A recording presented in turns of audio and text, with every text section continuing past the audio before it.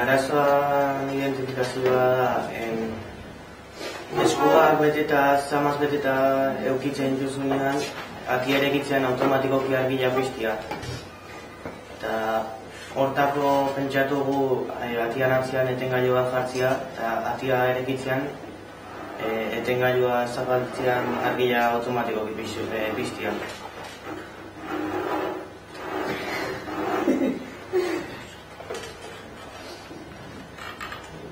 Atia erekitzean piztutzen da, baina eukigun arazoa, eta guandik bukatu zea gabe do, askatzen bazu argila izatik dela, eta eskua betetan ati matxozu ezin zula argila piztuak imutu. Beraz, sistema bat behar dutzea, hori eusteko, ezta? Hale, orduan, helburua bete dute, maila batean bai, agian, Euskat horrei beste buelta bat eman behar dute, hori nola eutxi ikusteko. Baina bai, ondo, vale. Esker!